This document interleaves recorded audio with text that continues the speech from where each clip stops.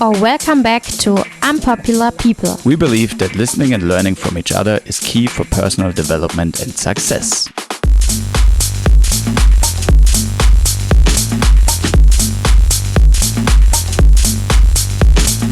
Today in our interview, Lars Walkling. Lars Walkling is originally from Germany, but he lives in Miami, Florida now. Lars is a tattoo artist. He moved to Miami with his wife 7 years ago and he has a daughter now. We had him on the show before in German, but we thought it was so interesting and we also wanted our English listeners to hear what he has to say. In this interview, Lars explains his Japanese tattoo style. And he gives a little insight about what makes him happy. If you want to learn more about our project, visit our website www.unpopularpeople.com. There you can also subscribe to our newsletter. That would help us a lot. You can also share our newsletter with your friends and family. Or check out our services. And now enjoy this really inspiring interview with Lars Walkling.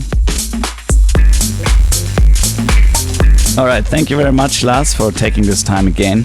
We had you before in our German season of our podcast, Unpopular People. And so welcome back to our English season. And we have a couple of questions for you. You might remember the answers from the last time, but we probably have it a little bit different because it should be always a little bit different. But just for our listeners to get an idea, to get to know you a little bit. Maybe you can tell a little bit about your background. Where were you born and how did you grow up? Hi, and thanks for having me again. And my name is Lars Walkling. I am originally I was born in Heidelberg, Germany. And I grew up in Sandhausen, which is a smaller village near Heidelberg. I am now 44 years old. And I'm living in Miami at this time, and I'm a tattooer. So how did it come that you are a tattoo artist now? So did you decide it one day, or how did it come? I didn't have many choice after prison. No, actually, I started years ago. I was still studying graphic design, and so I was always drawing. And during that period of my life, a lot of people asked me. Like, it started to become more and more. Tattooing became more and more known or famous, and people asked me if I can draw their designs. And at that point, I didn't tattoo or anything. I just liked to draw a lot, and so I started drawing designs for other people. And it happened more and more. And actually, they got it tattooed. I'm still laughing about it because some of them are like, if somebody would come with the same designs I drew back then, I would be like, oh, I'm sorry, can't do it. So basically, I started drawing for people, and at a certain point, I was like, I just don't want to draw it anymore. I also want to actually do it, but back then it wasn't as easy as it is now to get into tattooing. So it was like a little bit more. It was a rockier road than it is today, I would say. Well, maybe not rockier, but different. What's the difference between back then and today? What are the rocks in the way? Well, back then it was the information was less. It wasn't as easy to come by. It wasn't as easy to get information about tattooing as it is today. You had to dig a little bit deeper. And it was more like a secret society almost. All right, it's how should I say it? It was more secretive. All right, people didn't share all the information they do nowadays because they were basically protecting that job or that profession. And so you would have to research on your own way more, and you become an apprentice, and step by step you would get the information, and of course the internet wasn't as as it is now. It was just like at the beginning, and it was just starting. So it wasn't easy to come by the information. And nowadays you have the information, and you have way more possibilities to get to what you want to know way easier. And but the problem is, so on the other hand, it's easier to come by, but you have way more people that want to do the same thing. So it might, on one end it's easier, but on the other end it's more complicated, and it's tougher because you have way more people doing the same thing. Okay, and we know that you have a special kind of tattooing, a special art, I call it like this. Can you tell a little bit about this, please? I specialize mostly in Japanese tattooing. It's more like a traditional Japanese style. Like nowadays you see a lot of Japanese or Asian influenced art in tattooing, and I concentrate a little bit more on on Japanese traditional, and as well as tabori, which is the hand poking. It's like you have a tool, you don't use a machine. I still do for the outlines, but then for shading or coloring, I use a hand-made tool, and I work by hand, no machine. And like, how does it come that you are so interested in this Japanese style? Is it because of your, like, did you go on holidays when you were a kid, or like, do you like how come that you are so interested in the Japanese culture or Japanese traditional tattooing? I never, like, the only time, like, we went to Australia once with our families, and on the way I stopped 3 days with my dad in Thailand. That was my only trip back then. When I was like 13 or 14 during that time, but I never really had a connection to Japan. So, but I always was somehow drawn to it, maybe because it is totally different from what I've known, what I've grown up with, and it's a different kind of mythology that is as well very interesting, and I found it always pretty interesting to me. So when I started tattooing, you see the dragons, you see like certain flowers, you see different other mythical creatures that are super interesting for me, and I tried to find out more about it back then, and but it was really, really hard to, at least back then, to get the info and find out the real meanings or what's behind it. So it was like going on and doing a certain style, which I thought was Japanese traditional, and which I later found out it wasn't, because I had the chance, like I bought books back then, a lot of books through the internet, and the woman that I bought them from, she connected me. She was in Japan, she sold the books, and she connected me with a tattoo shop in Japan, and I was able to work there for a while, and in 2008, and I went, and the guy was like, "Oh, I love your European influenced Japanese style." I'm like, "Ah, shit." I thought I was going a bit more into the traditional style, but actually I wasn't. And at that point I was like, okay, why is mine not Japanese traditional, and what's the difference? So that's when I basically started to really dig in and go deeper than what I've been doing. So I brought back, I think, like, I don't know how many books, but like a good amount of books, and research as much as I can, and from there continued step by step. And I kind of it was tough. There weren't many people in Germany back then who did the traditional Japanese style, so it was also not as easy to get a certain dialogue with people going, or a certain conversation. But after a while, I mean, you meet people, you learn more, you read more, and you get a little bit more accommodated, I would say, and feel at home in that style. What about the people who want to have this Japanese style? Maybe, I don't know, they're a group of people can you describe then? How are they different from the people who want like a normal tattoo? No, it's just like a certain style you like or fall in love with because of aesthetic reasons or because of meaning. So and I'm not there to judge, for example, to say, okay, this person can only get this or that. Like everybody has different reasons what they want and why they want it. So if somebody wants the Japanese traditional Japanese style, I'm there to help and find the right design and placement and so on.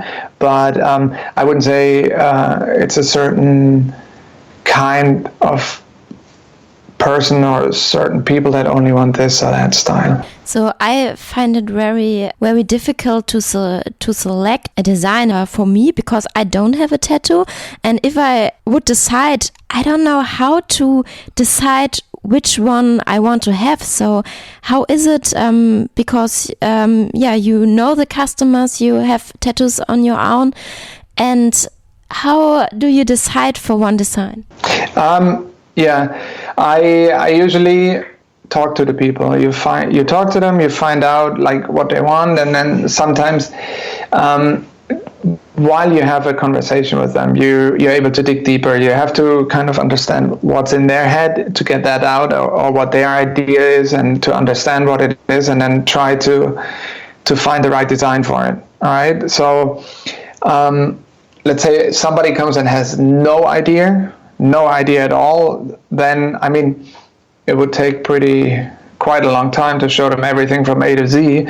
So I usually give them a couple of websites or try to figure out what their maybe job is or like what they're interested in, and then we'll look for design. I have now quite a good library of images and resources to find information about whatever they want, and then whatever it could be, and then we'll combine it. We'll see what it matches, what would match, and what would look good on that person, and then do that. I think for people to understand from where you come from and where you are now, maybe you can tell us a little bit more about your background. How did you learn all this? Like, when did it start? Were your parents tattooing, or what is the background? Like, I don't know. Quite the opposite. No, they didn't start. They didn't tattoo at all, and I think at that point, I mean, weren't the biggest fan of tattooing, but understandable, because at the time I started tattooing or got tattooed and got to be more interested in it wasn't as well thought of as it is maybe today. You see it in advertisement, you see it on TV and so on, but back not then implemented in society yet. Yeah, exactly. And so nowadays, it's definitely more accepted, even by my parents. But back then, they were like, "What the heck are you doing?" basically. But nevertheless, I still got support, and I started at home. All right, I wanted to tattoo so bad, and there were basically, I think, 2-3 shops in our area. And really good ones too. One was in Heidelberg, and the other one was like, I would say, another 20 kilometers in another city in Mannheim. So those were the only ones that I was interested in, but one of them was more or less a biker shop, and I didn't feel like working at a biker shop at the beginning. So, and so I kind of started researching on my own. I found somebody who I went to different shops. I went to talk to different people, and got the strangest comments. And you realize, like, okay, I just have to start on my own.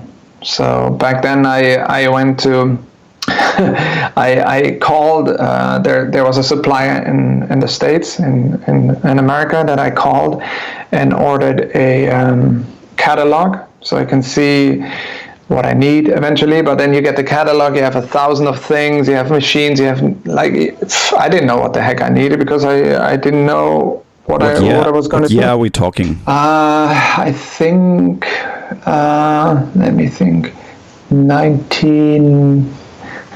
I think it was 1996 or 1997, somewhere around there. I don't know 100%, but I think it was 1996, 97, somewhere.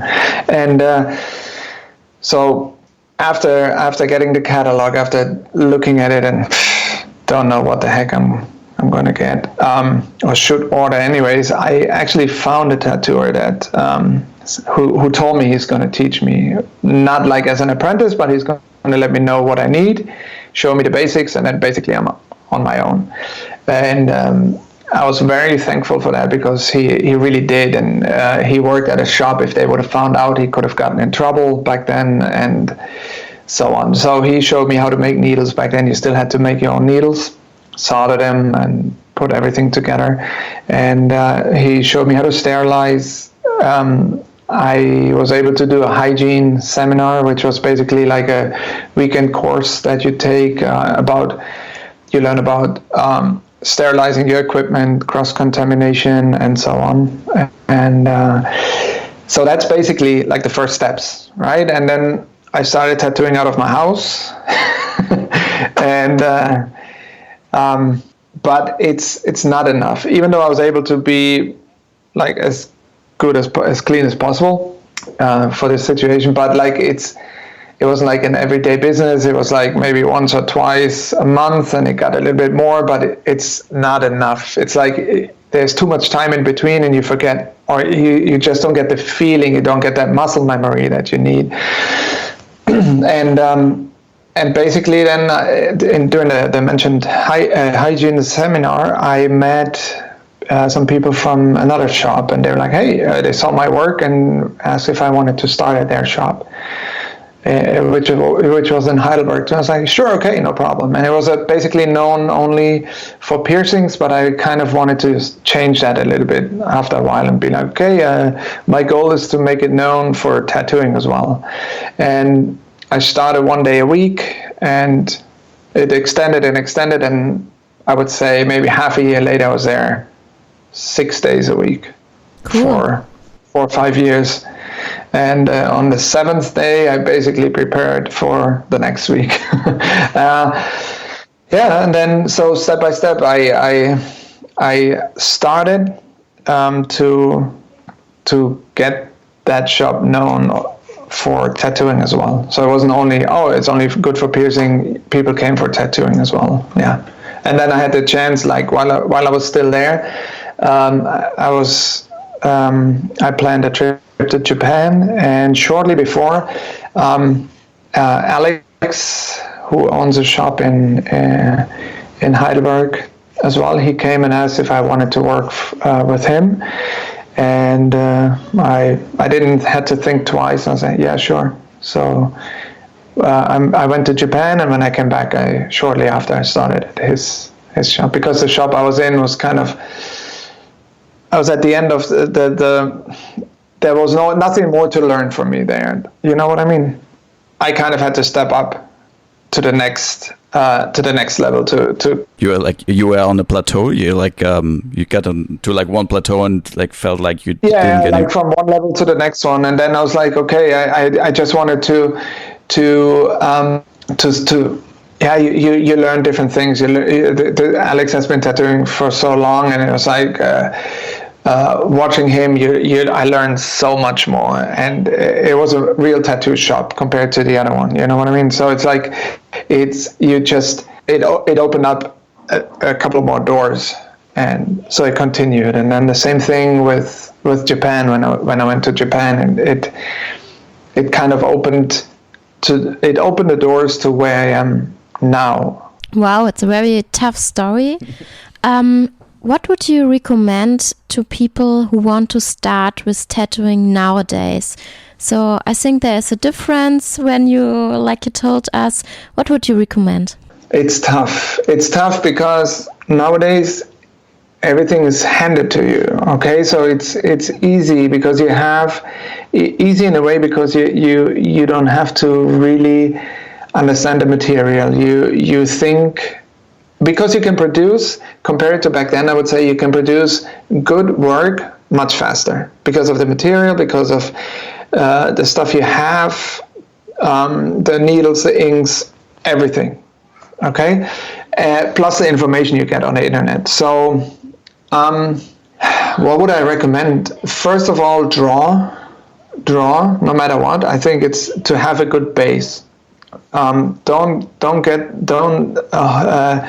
go out and start tattooing right away. Like, draw, understand what you're doing, no matter what, even though everything is so easy to come by, but only because it's easy to come by doesn't mean you will understand everything.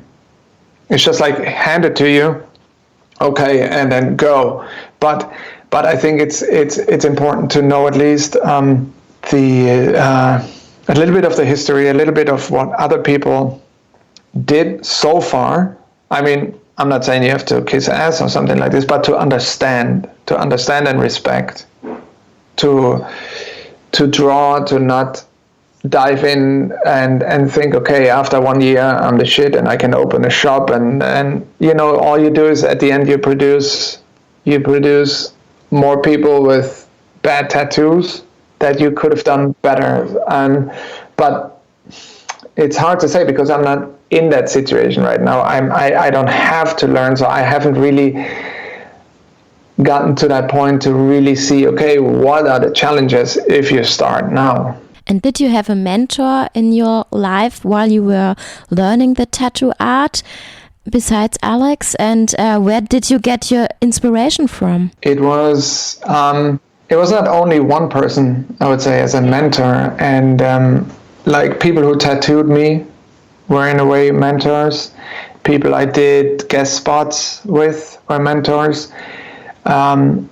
There are a lot of, like, for every different situation there's a mentor, basically. It doesn't only have to be one person, and it's not only, I think it's not only tattooing, it's about life in general. It's about different situations. So I think you can learn from everyone around you.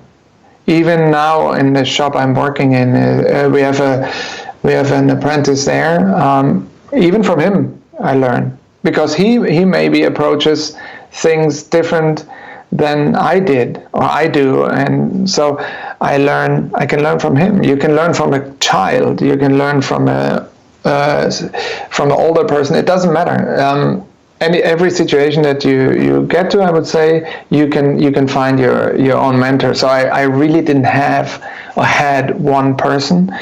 It's like along the way, wherever I am or whatever I do, and I see, hey, this is something interesting for me, I use it. Or even if you can see it, if somebody comes up and criticizes you or gives you criticism for your work, it can be a mentor in a way as well, because or a teacher or whatever, because he might open your eyes in a certain way that you to see a certain thing you didn't see before. So yeah, listen and learn from each other. It's the key for personal development and success. How we say it. You said also before that going to Japan and changing the shop where you were working in changed a lot and got you where you are now. Sorry. And yeah, but this is still a really, really big step. So what happened? Like, did you get caught by the Yakuza and they brought you to the USA and implemented there like a spy, or what happened? No. No, I gotta go. No, it's basically so I came back from my trip to Japan. I worked there for a while and was able to travel too, and you come back and it was kind of a reboot, a restart of life, of maybe of the life and everything the way it was going, because I switched the job or shop. I came back with different experience and inspiration, and so my goal, my next goal was like, okay, I wanted to start working on that, to try to understand it the right way. And so I read a lot. I learned even with every customer who came or still comes, you learn new things. And so I was able to kind of build a name for myself, I would say, in that style after a while with Alex. And I was able to get a really cool clientele that liked what I did and liked the style, and I was able to grow through that and with them. And so yeah, I continued after Japan. I continued working at Alex for about 5 years, and I was able to travel like in between, of course. Like I love traveling, so I have the chance and possibility to travel, and wherever you find tattooed people, there's usually a tattoo shop, and then you can combine two things, like travel and work a little bit. And so that's, yeah, you get your experience, you get your inspiration, you grow from that, right? And then after, in 2013, my wife and me decided to move to Miami. She's actually, well, we used to live in Germany together, but she's actually Peruvian, but used to live in Miami, and her family's there. And she was missing the family and the weather, which I understand. And it took me a while to understand, I must say, and but now I do understand it much better. And then we said, okay, let's try it and let's see how it goes. And so we basically packed our bags, and on December 27th, I think it was 27th or 28th of 2013, we left to Miami and started a new chapter here. And the toughest one so far. And do you miss your home country? Do you miss Germany sometimes? And yeah, is it a challenge for you? How do you feel? It's yes, it is a challenge. It's a challenge because, well, let me start that way. Yes, I miss Germany. I miss my friends. I miss my family. But the good thing is nowadays you have good technology, so you're able to FaceTime, you are able to talk. It's not as expensive as it used to be anymore, so everything it makes it a bit easier, all right? And after moving, I pretty quickly was working already. Like we moved in December, like I said, I think 28th it was, and mid-January I already had a job before I came, but they had to change up a couple of things, so I started working in mid-January 2000. When did we come? 2014 then. And so I really didn't have enough time to adjust mentally to it. And we moved to Hialeah Gardens. It's an area in Miami. It's basically Latin Cuban neighborhood. I think I was the only German in I don't know how many square miles.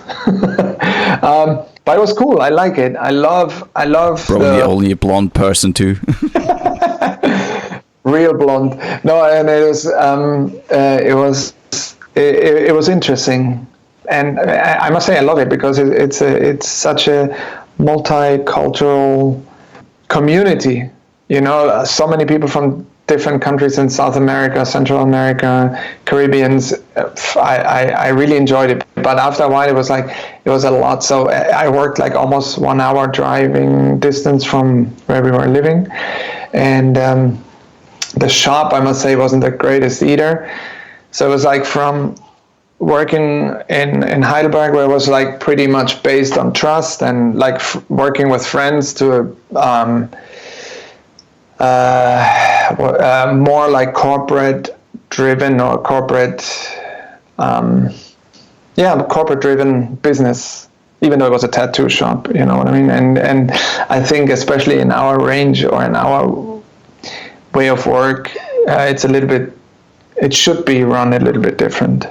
So in combination with this, and then like not only moving to another city or another country, it's like moving to another continent. I mean, you guys know it, you're somewhere else completely right now, but it's like you move to a different continent. It's like the measurements, like the weight units, the length, the language, everything is different, right? And of course I knew people already here, and I had some pretty, and still have some pretty cool co-workers, and you get to know people, but it's a completely different culture, and it's a different way that people communicate with each other and are with each other. So all of these things come together, and after a while it just like kind of hit me. You know what I mean? It's like it's settled in, and then after a while you're just like exhausted or burned out or whatever, because it's so much in such a short period, and there was no time to digest it, I would say. But after a while, then you get over it. You also understand to not compare, because like some of the things I missed, certain food or certain things like ways of life, and but after a while you understand you're somewhere different, and you have to build your own. You basically, like, your home is where you lay your head, basically, or where your heart is, or whatever you want, however you want to say. But I'm here now, and after a while you find certain restaurants, or you find little places where you go. I enjoy surfing whenever I can. Things I'm not able to do or wasn't able to do. In Germany, for example, I wasn't living close to an ocean. The closest ocean was like, I would say maybe 10 hours drive. And here, like after we moved from Hialeah, we moved very close to the beach, 8 minutes walking distance, and I was in the water. So, you know, these things I didn't have over there. So of course, like, I still miss family and friends, but it balances it out. It's like there's a balance in a certain way. Do you think you would have done it on your own? And if you would have done it on your own, would you probably have gone back after some time without your wife? Done it on my own, like if I moved to Miami on my own? In general, I guess you probably would have gone to Miami to see, like, oh, let's see how it works. But after, like, your first experiences, because I know, like, I experienced the same thing in the beginning when I left Germany behind, and we first think, like, oh, is this the right choice? And like, things are so different, and you start to compare what you just said, and then like when you had like this kind of, I don't know if it's a breakdown or burnout or whatever, if you would have been on your own, would you have gone back, or would you have fought through? I mean, this more like as an advice for other people that are probably not with a person together, so probably people that are on their own. It's I think the thing is, it's at that point I was so overwhelmed with everything, like, because I finally had some time to, I guess, where everything, like, started to get a certain routine. You know, like the way to work, it's not new anymore. You know where to go. You know your way around. So not everything is new. So I got used to certain things. So I guess I had more time to think about other things, and that's why everything kind of came together or settled in, and then that's when that really low happened. And I would say at that point it felt like you're standing in front of a wall, and you don't know, like you think you had to go straight, but you forget, oh, look, you can go left, right, or turn around and go in a different direction at that point. And as fast as it came, as fast, the same amount of time almost it took to disappear again. It was like I think you visited during that time, and I think my mom came to visit as well. And shortly after I was gone, maybe it was just like to reconnect with. We were there at the same time, actually, like your mom and I. Well, yeah. and maybe it forced me at that time, like, okay, get your ass up and don't worry anybody in a way, maybe. So you had to pull yourself together, and after a while, because of that, it's there are a lot of things happening, and I came together at that point, and I think it's just like it happens that you think you are a certain person, then you do such a huge step in your life, and like an onion, the layers peel off, and whatever you thought, well, at least it happened to me, but whatever you thought, or I thought who I was, I wasn't, like maybe in the center, but certain layers fell off that I realized, hey, that's not me, or that's not necessary, or it's like stuff that I had as habits that like they didn't do any good for me. I had to change it, and I had to find a certain habits or things for me to stay to balance me mentally, and continue like that. So like I said before, I stopped comparing.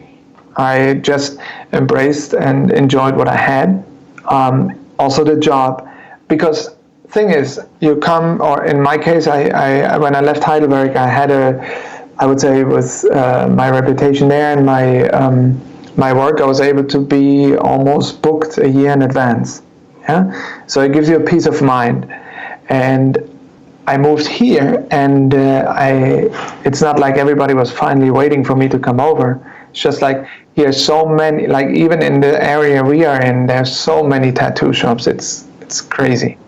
It's in the hundreds, and good ones. It's not like, oh, like you have a couple of good ones, you have a couple of shitty ones, but like there are a lot of good tattooers here as well. And so it's not like you're like everybody's like finally you're here. No, it's like you start from zero in a way, not learning tattooing, but like zero from starting from small tattoos, building up your clientele, and so on. Nowadays, after maybe a few years, now I have my own customers. I think people know what I do, and even the style that I do is accepted here, because at the beginning it wasn't. Like you see you see Japanese style, but like more like with an American influence, and but like the traditional style that I do, it wasn't really done here, at least not in Florida.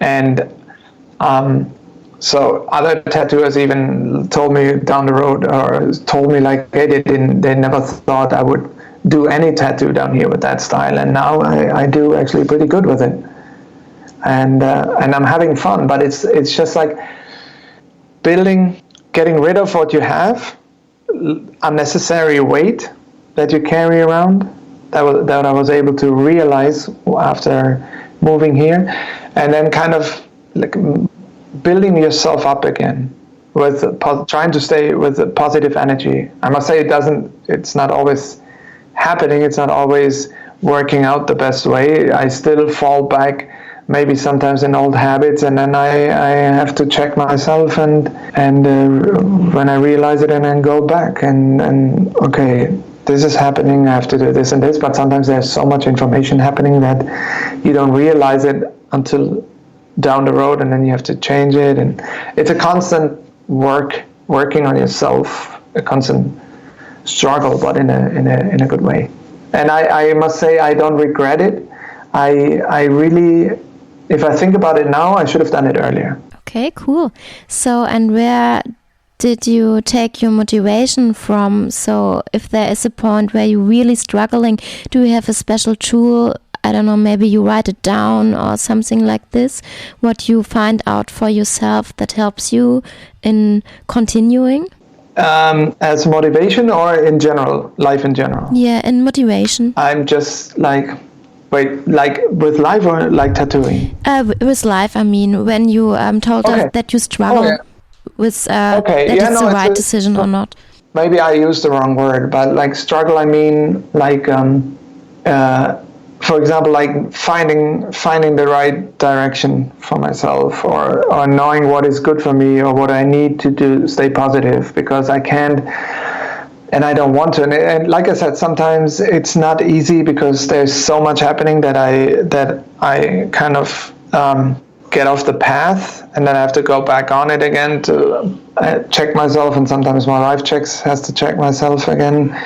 But well, motivation should be yourself in that case, to try to be a better person, to try to be happy. And even like talking about it helps. Like I think just talking about it, even with you, it just puts it back. You're reflecting. Yeah, or like puts it back in the center, and you realize, okay, this is what it should be about, maybe, and then you're just functioning better if you're happy, and it's a better life. And so I try to, whatever I can. I have joy with my daughter and my wife. I like being outside if I can. I love surfing. I love painting. I love tattooing, and being with other people and exchanging the ideas and all these kind of things. It's same as just like sitting in my backyard and enjoying all the trees I have around, and hanging out there, or reading a book, or listening to a cool podcast. And there's so many things that kind of motivate. I think it's the same, or it's a similar answer maybe than when you asked me about if I have a mentor or not. I think it's like you can get a positive energy or motivation out of a lot of things, but yeah, so that's what I try to do. And you mentioned your wife quite often already, and now also your daughter. Maybe it's very interesting to hear how you guys met, because, like, I mean, she was from Miami, you're from Germany, from a small town called Sandhausen. So how is it possible that like a connection like this happens? You didn't use Tinder, right? I mean, that didn't exist. It didn't exist back then. No. And no, actually, we went with a couple of friends of mine in 2000. We went to Miami, and for the millennium. And actually, I was sitting next to her friend, next to my wife's friend in the plane, and through her we met, because they met her at the airport, and that's how we met. And we just exchanged like a couple of words, and then we said, oh, let's all do something while we were still there, which we did, and we hung out, and that's how we got to know each other. And then down the road, we flew back, and we had back then still AOL Messenger, and we were writing, and she said, hey, why don't you come over one day? And I was like, all right. It was raining over there, and they just came from the beach. I'm like, yeah, I gotta go. So I went to a travel agency around the corner, and 2 weeks later I flew over, and then that's how it all started. Great love story. So, and what are your goals for the future, or your plans? Do you want to share, if you want to share them with us? No. No, I'm kidding. Let me think about it before I say no. It's no, actually, all the goals, try to make sure I'm happy, and try to do, because if I'm happy, like, I am able to reflect it, and people around me will be happy, and definitely work on that, and enjoy what I do. I started to paint more non-tattoo related things, so more with oil and pastels and stuff like this. So I really want to continue that, and I've been a part of a Japanese tattoo family now since almost a year. So this opened up a different direction as well. But it's hard to say to go where it goes, because you think maybe one day, okay, I'm going in that direction, and then something completely different happens, and you make a U-turn, or you 90 degree in a different direction, 180. So you don't plan? I plan up to a certain thing, but not like, I don't need to plan every step of my life, because it's not going to happen that way. At least that's what happened to me so far. And in a way, I also I like to go with the flow a little bit, because I feel like life is more interesting that way. And you said and more fun. And you said you're part of a Japanese family now. How come? Like, how did this happen? And it's like in Japan, I always connect like tattoo and Japan like a little bit like more to the underground. Like, can you tell us a little bit about this, and maybe the story behind the family thing? Yes, I have new parents now. I got adopted. And no,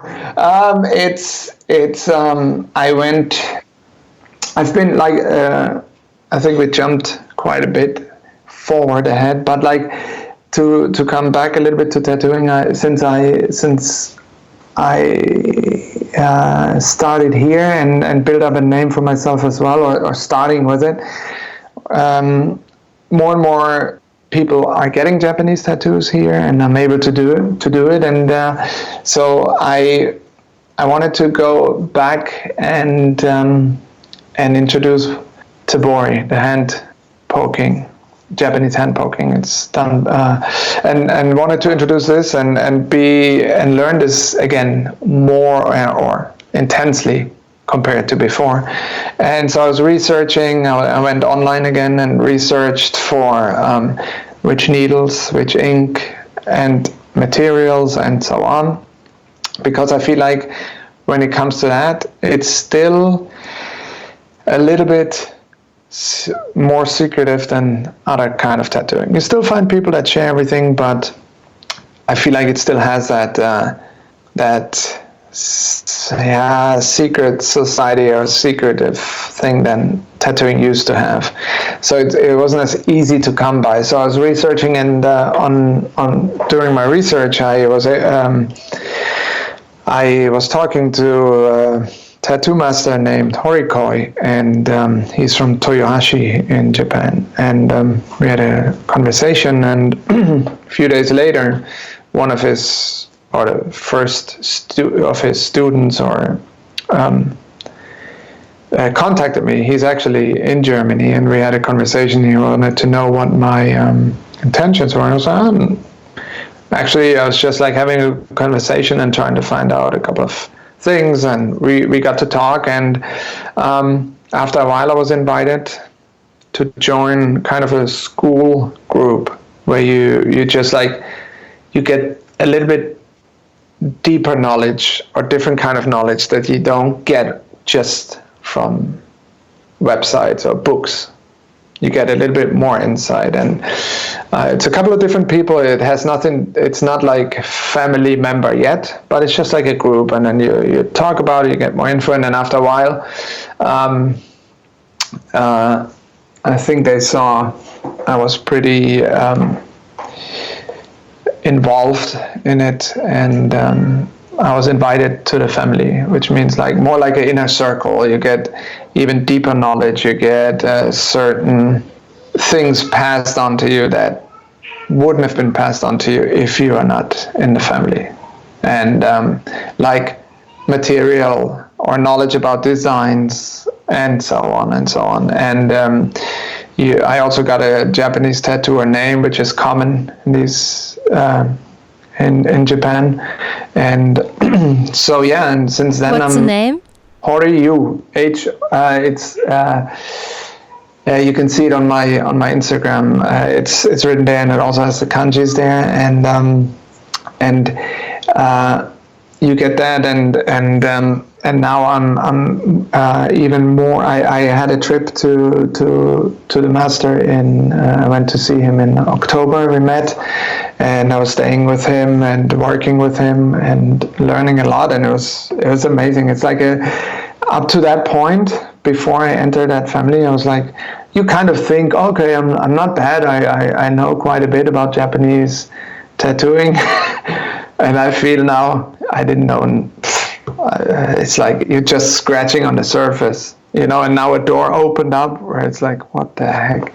It's so much, and so much cool information, so much knowledge that it's amazing. And this is, for example, another motivation, another push that you get forward. And you, at least for me, I want to learn, and I it's interesting because I am able to get even deeper in that mythology, that material, and tabori, and I see, for example, such a difference in also the quality of my work now, and it's very interesting. It's very interesting, and it's still like you said, even in Japan, it's still, you have more. It's a little bit more known and open than it used to be, but still larger tattoos, and especially like the traditional Japanese tattoos, they're still associated with the Yakuza, with the Japanese mafia over there. And but you have to kind of, when you're there, it's not like here, you walk around with the tattoos open and showing them. It's like in these style tattoos, or these kind of tattoos, you hide a little bit more. But maybe a different world opens up definitely for you too.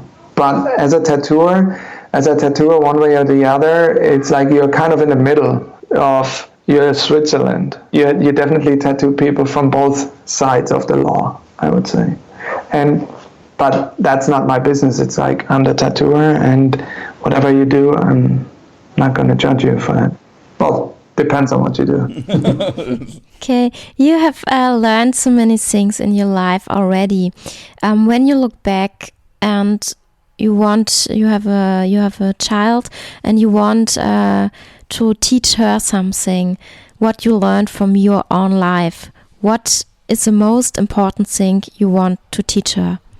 It's a good question. I think it's important to follow your, like, as cliche as it might sound, but maybe follow your dreams or follow your ideas. Don't let them be ruined by somebody that maybe didn't and is trying to put you down because they weren't strong enough or didn't pursue their dreams. So trying to put you down because you maybe have the guts to do so. So I think if you really believe in something, and if you think you can do it.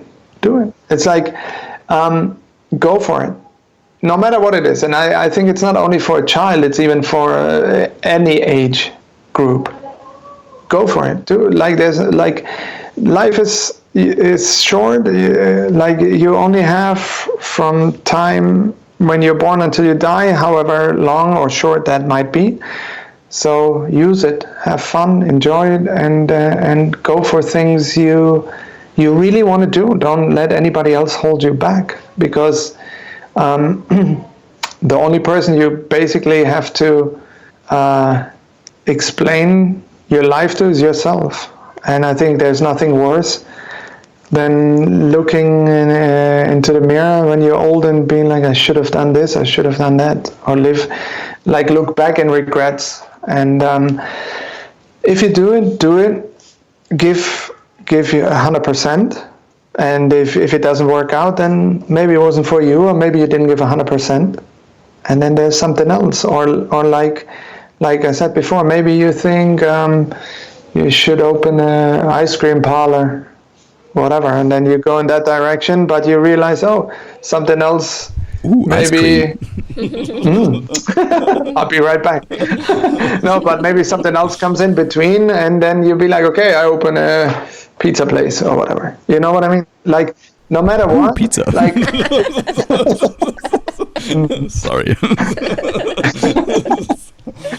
but I think it's important to go for like to go for what you really feel like. And too many people I know or seen kind of piss away their talent or their ideas because of other people, or because of they might think, oh, what is this person or that person going to say, or oh, I'm too old for this, or oh, no, I'm going to do it tomorrow, and so on and so on, and then they never do it. And I think it's sad. It's sad, and then you're frustrated. You have that on you. You have that in you all of your life, and like everybody always thinks, oh, I'm going for the safe direction, but not even a safe job is safe anymore. So what are you going to lose? Like all you're going to find out is maybe that's not for me. Maybe I should have done something else. But like at the end, you're going to come out with more knowledge and a better overview of the whole situation. And you're a perfect example of this. So like when you look at you, you've done like, oh, you took so many risks, and it turned out to be good. And I mean, there's a saying, there's when you die, and on your grave there are 2 dates, and there's a dash in between, and you have to make sure that the dash is not empty. It should be like full of life. And so like it's the things you do, whatever you do. I mean, you do so many mistakes, and sometimes you do good things, sometimes bad things, but as long as you do something, I think it's better than doing nothing. And to believe in yourself. I think you need to make mistakes. I think it's important to make mistakes, because like even from mistakes, especially from mistakes, you learn, and it's okay. I think it's I wouldn't even say, oh, I've been through so many things. I see so many people around me that've been through way more stuff, or way more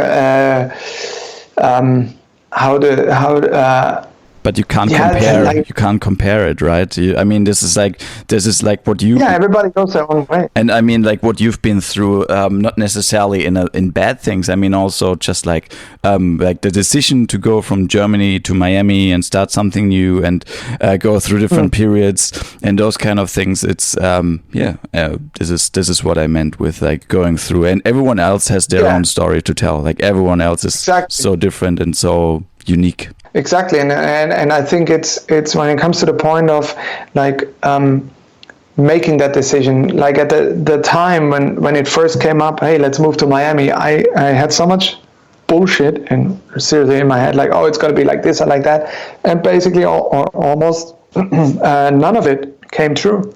And this is why I said, for example, before when you asked me if I plan or don't plan at all, this is just one example of like, okay, you have in your head that's how it's going to go, and it proved me wrong. It didn't turn like 95% of what I thought is going to happen didn't even happen. So that's for example one of the reasons why I'm like, okay, I just stopped planning in a certain way. Of course, I plan like ahead of like I have to make sure I plan some things, especially now with a daughter or with a child, but like up to a certain point only. So is this, you said before, you try to be happy and try to see your daughter happy and your wife happy.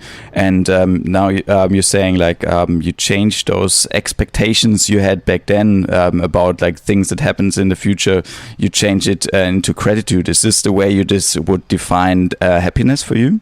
So changing expectations into gratitude? Yeah, but but for example, also including planning, I don't like I would say the same thing with expectations, because if you have too many expectations, all that can happen is that they're not going to happen, and then you're going to be turned off. So that's what I mean.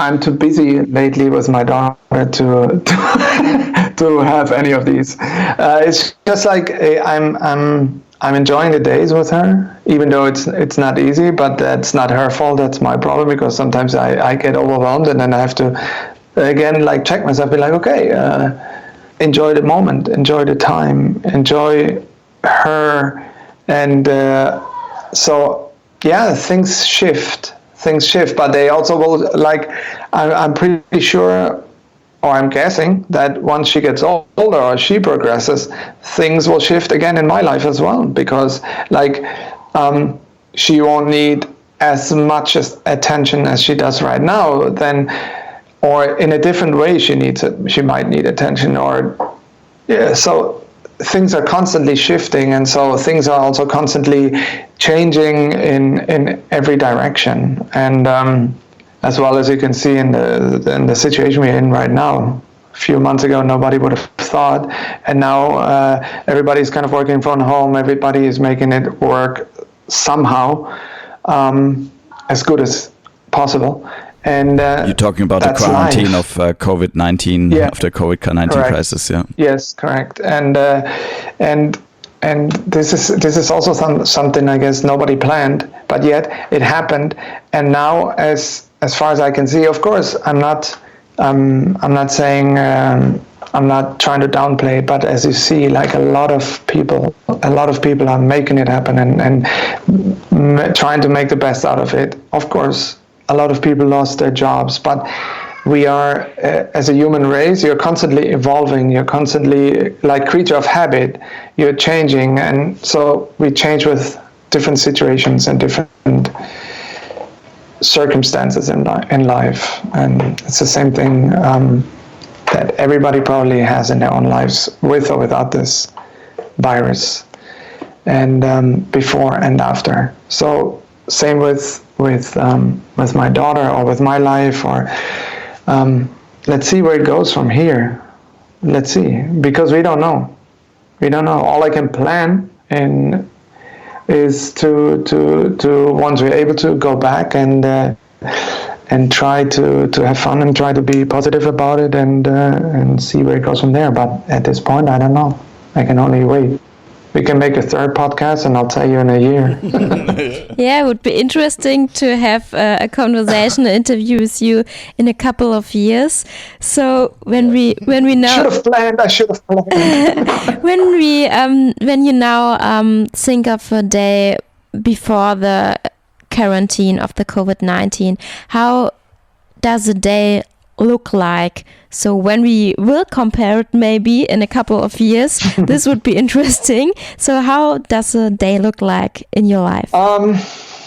Different every day, basically.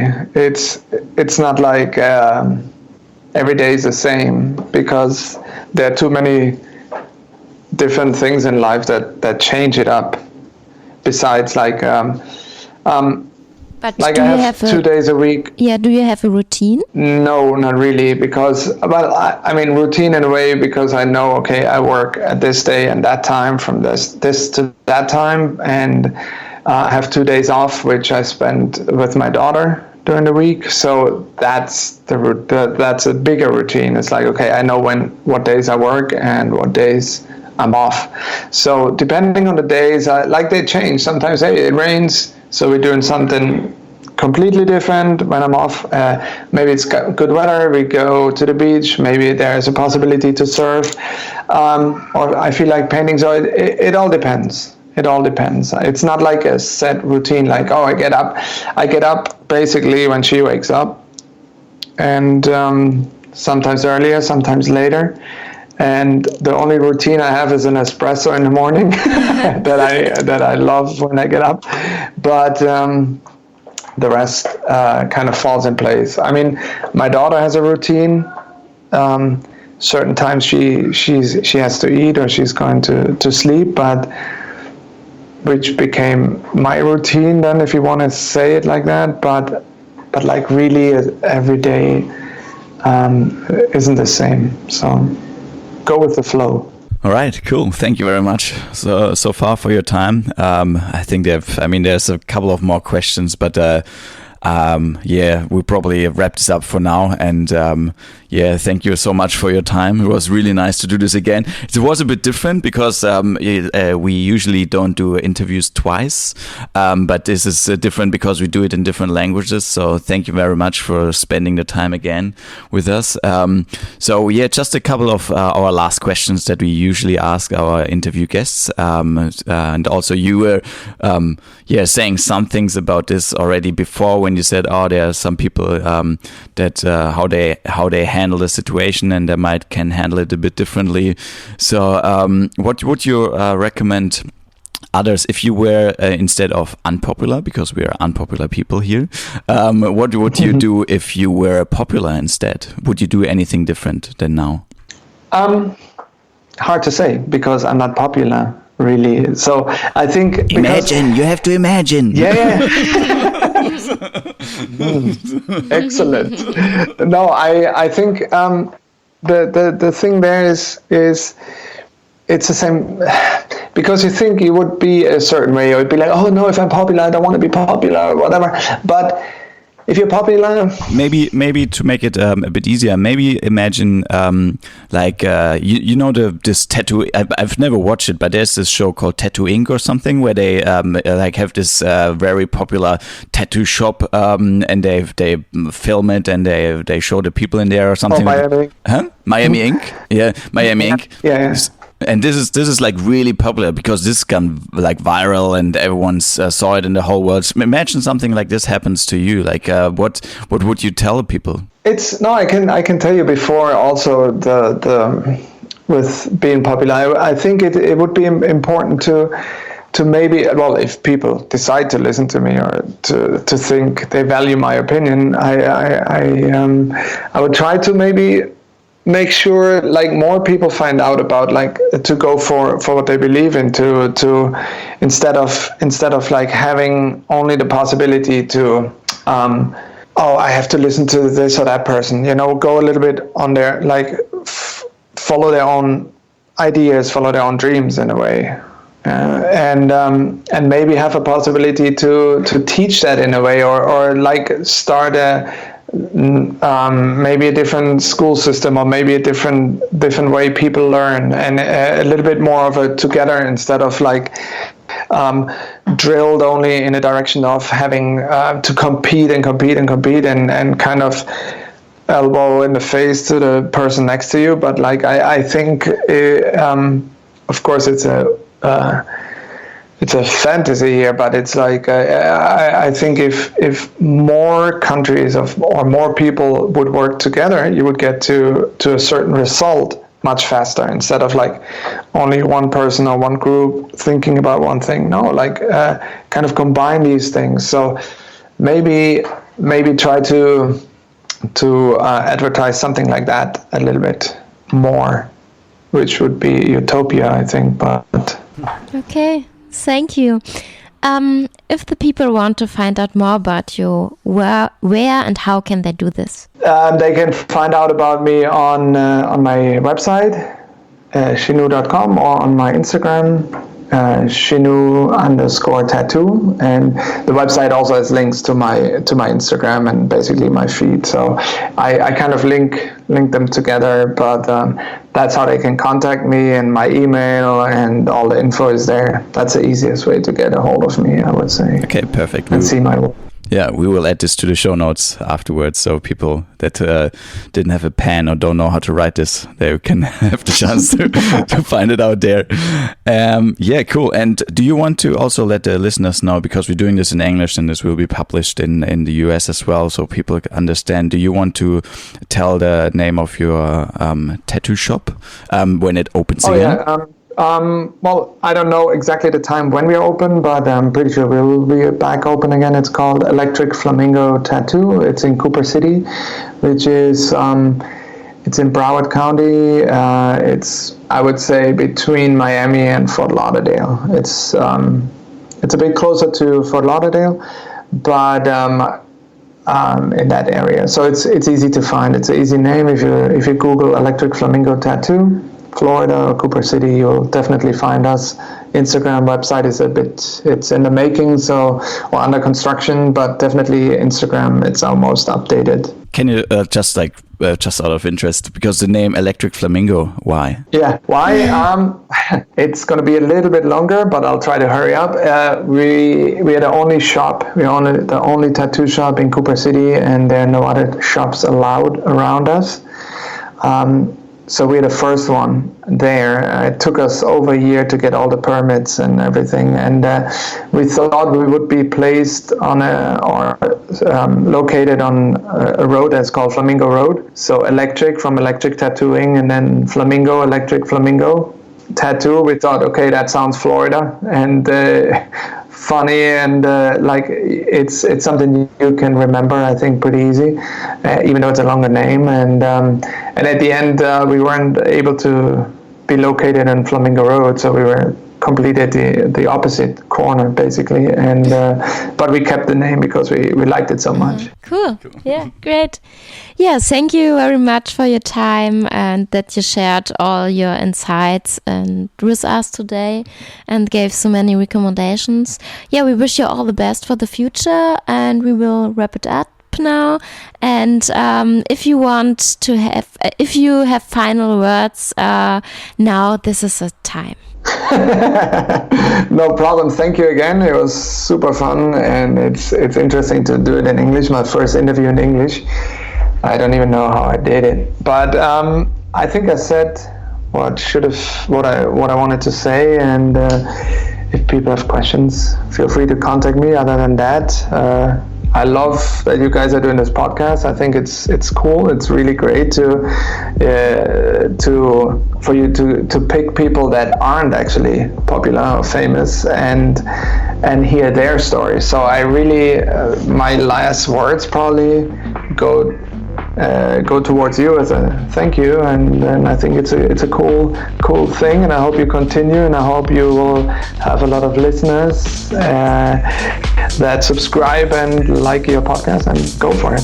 It's super interesting. I really enjoyed the first season, and I can't wait for the second one. Thank you very much. Cool. Thank you very much. Bye. No problem. Peace. Bye. For the show notes for this episode and all the other episodes before, please visit our website www.unpopularpeople.com. It would help us a lot if you would share the podcast with your friends and family. And subscribe to our newsletter. To the next time. Goodbye. See you.